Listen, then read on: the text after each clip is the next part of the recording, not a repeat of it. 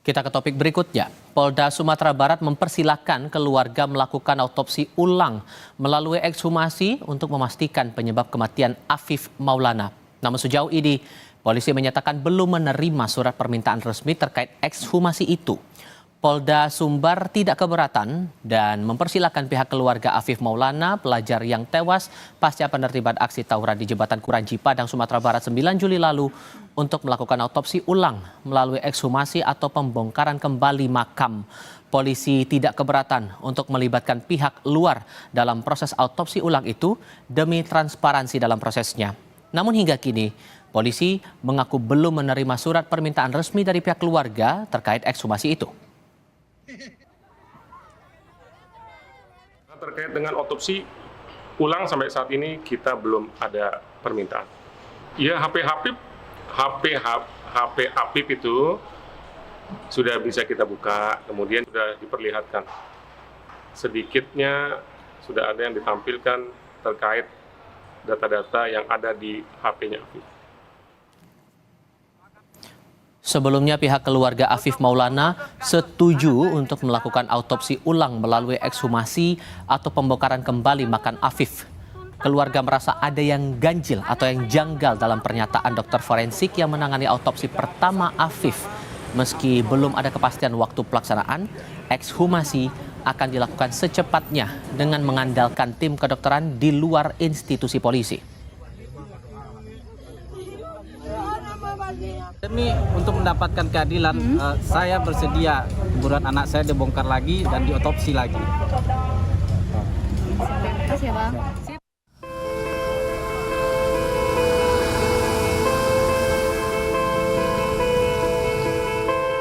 Keluarga Afif Maulana, remaja yang diduga meninggal akibat dianiaya polisi di Padang, Sumatera Barat, mengikuti aksi Kamisan ke-821 di depan Istana Kepresidenan, Jakarta.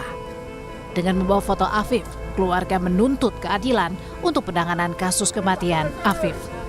Keluarga mengaku resah karena permohonan penuntasan kasus kematian Afif tak pernah ditanggapi pihak kepolisian. Kami juga tidak percaya dengan kepolisian Sumbar. Makanya kami ke sini ingin meminta bantuan dan dukungan dari semua pihak yang bisa mendukung kami dan peduli dengan anak kami. Nah, kami harap kami bisa mendapatkan keadilan untuk kematian anak kami yang tidak wajar. Dan saya harap polisi bisa bekerja dengan terbuka mengusut kasus anak saya. Dan Pak Kapolri dan Presiden juga bisa turut membantu kami untuk mengusut kasus anak kami dengan benar dan jujur.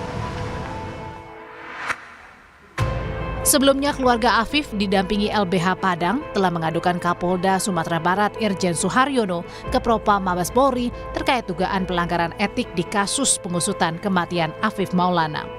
Melalui klarifikasi pernyataan Kabid Humas, Kombes Dwi Sulistiawan, Kapolda Sumbar menyatakan siap menghadapi semua laporan tersebut karena semua penyidikan sudah sesuai aturan dan fakta yang ditemukan. Pagi kebetulan Bapak Kapolda menerima audiensi dari LPSK. Disinilah Bapak Kapolda menyampaikan bahwa Bapak Kapolda dilaporkan dan siap menghadapi laporan tersebut. Karena memang dari awal terjadinya kasus ini sampai detik ini Bapak Kapolda selalu berbicara sesuai dengan fakta, sesuai dengan data, dan sesuai dengan petunjuk yang ada. Jadi Bapak Kapolda tidak ngarang-ngarang. Afif Maulana ditemukan meninggal dunia di Sungai Batang Kuranji, Padang, Sumatera Barat, Minggu 9 Juni 2024, diduga dianiaya aparat polisi. Polda Sumatera Barat berjanji mengungkap seterang-terangnya misteri kematian Afif Maulana dan tak ada yang ditutup-tutupi. Tim Liputan, Kompas TV. Kasus kematian Afif Maulana, pelajar 13 tahun di Padang, Sumatera Barat belum menemui titik terang.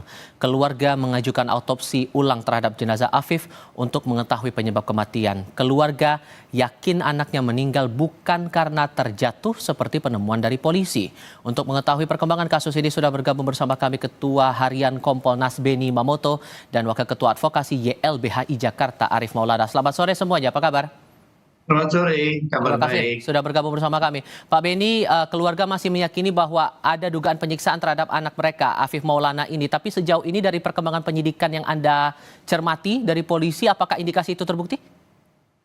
Jadi perlu kami sampaikan bahwa kami pada saat itu turun bersama-sama dengan Komnas HAM perwakilan Tubar, kemudian KPAI, Deputi Kementerian PPPA, kemudian juga dengan beberapa pihak yang lain dari pemerintah daerah setempat. Forum gelar dihadiri oleh keluarga korban, orang tua korban, Ketua LBH Padang, kemudian juga ahli forensik yang mengotopsi. Jadi forum gelar itu terbuka sekali, diberikan kesempatan dari pihak keluarga korban dan LBH Padang mendengar saksi kunci, ya, Saudara Adit, dan 2 polisi yang melakukan penangkapan terhadap Adit. Langsung terjadi dialog, tanya jawab, dan sebagainya.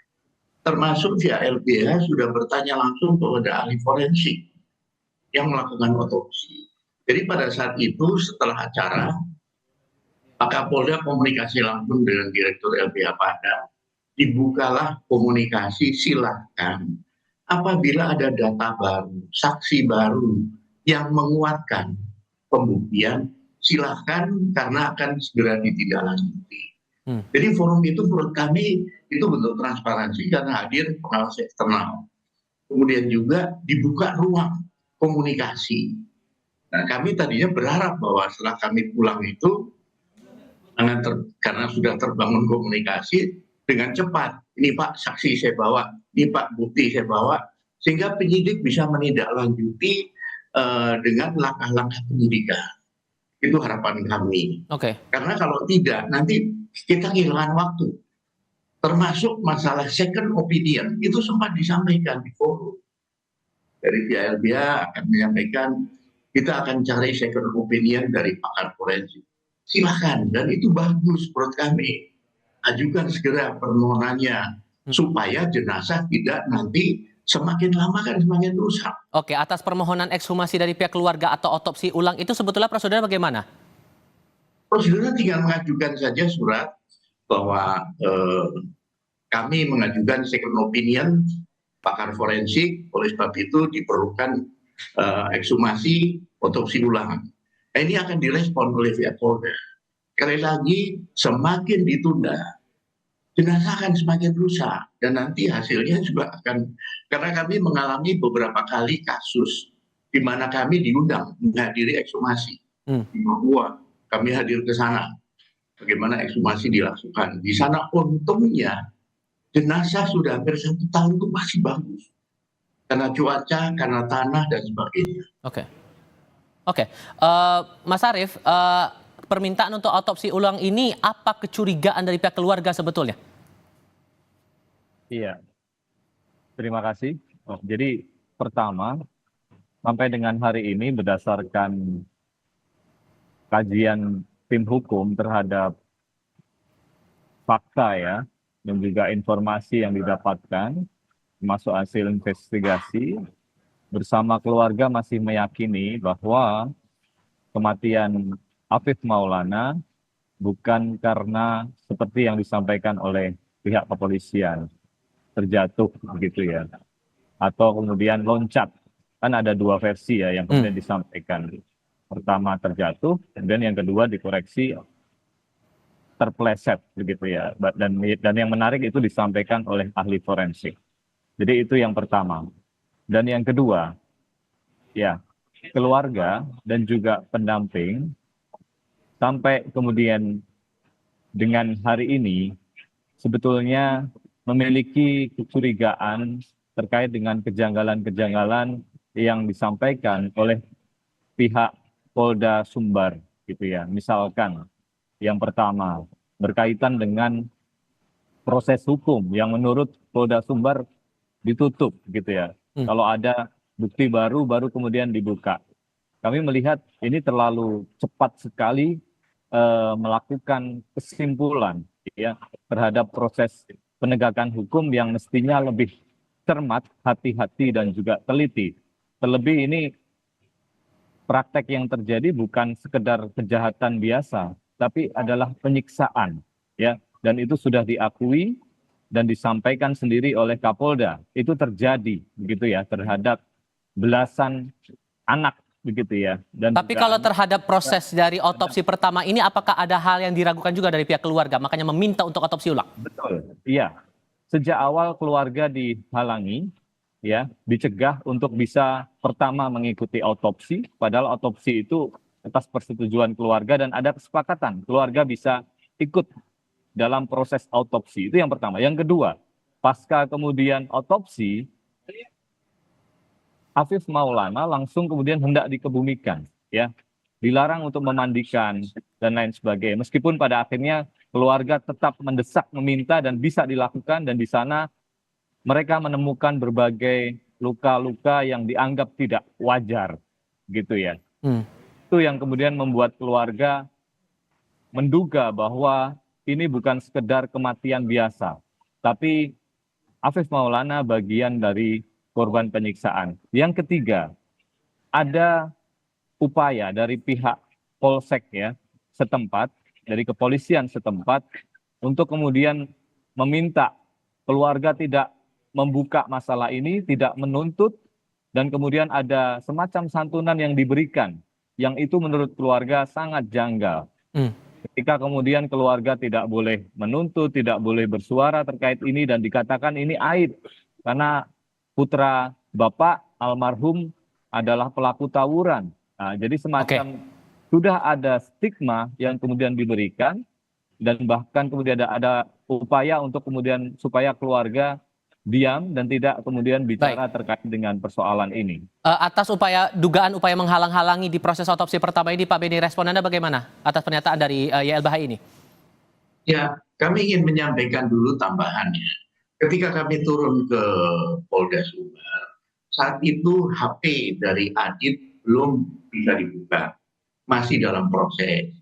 Nah, kami kemarin dapat informasi bahwa HP itu sudah dapat dibuka kembali, kemudian isinya itulah yang nanti bisa menjelaskan lebih terang peran dari masing-masing, baik Adit maupun Afif. Nah, ini menurut saya, demi transparansi menurut kami, hal ini perlu disampaikan atau dipaparkan kepada keluarga, kepada penasihat hukum. Ini loh hasil scientific crime investigation seperti ini.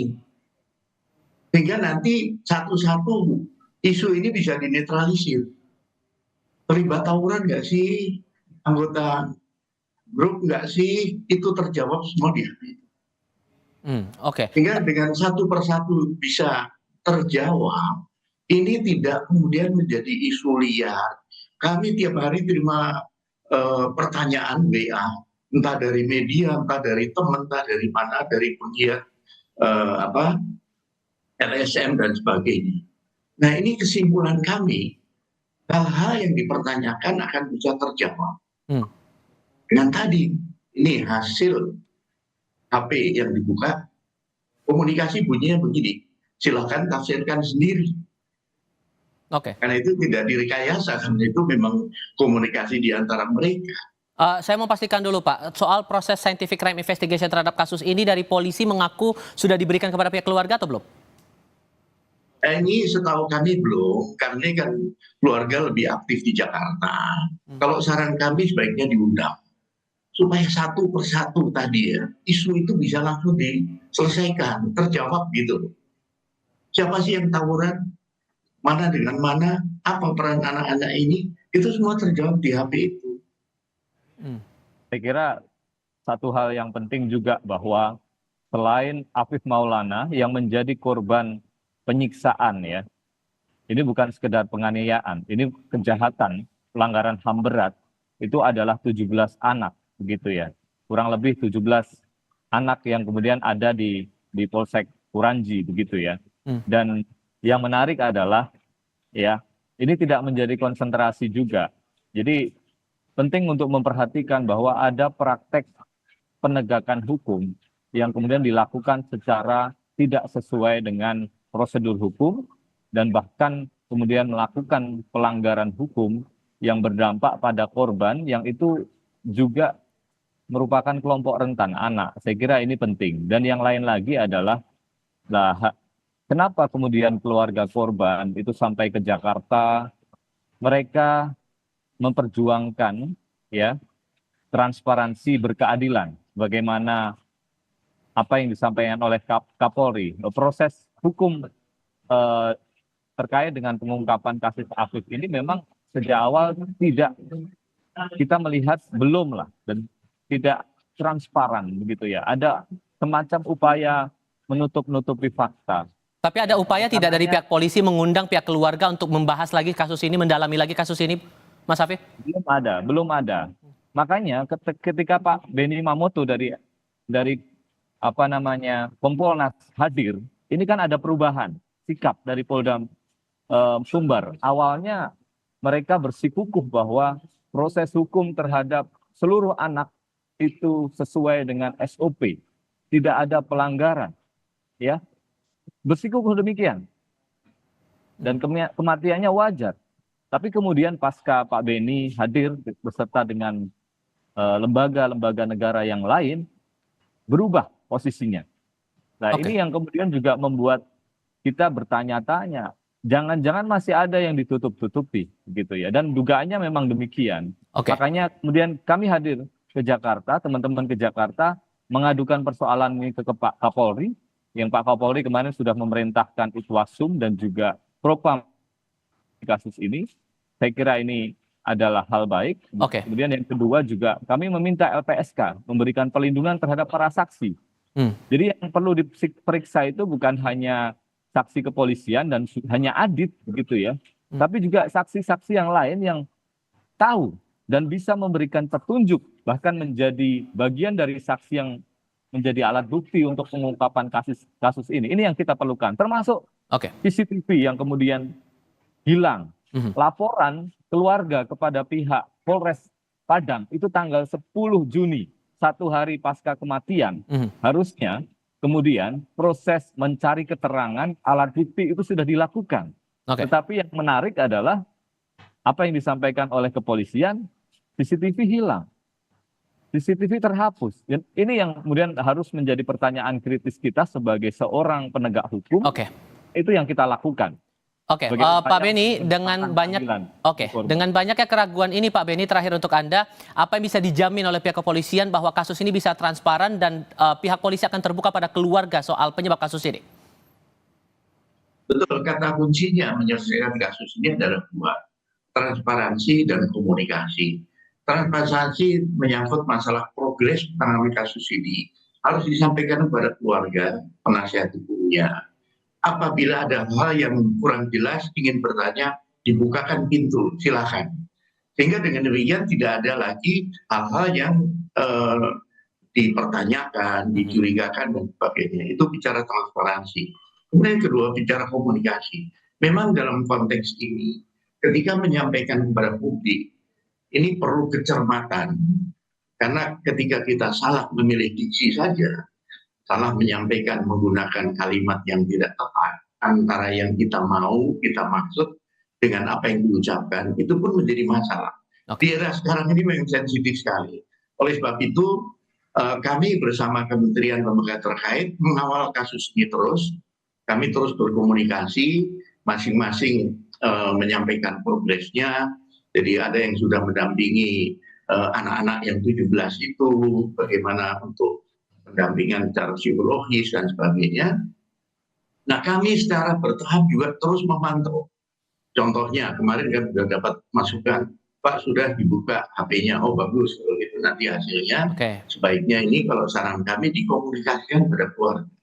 Satu catatan Pak, bahwa anak-anak yang terlibat dalam geng motor apapun namanya, tawuran, ini tidak terjadi hanya di Padang, di berbagai kota.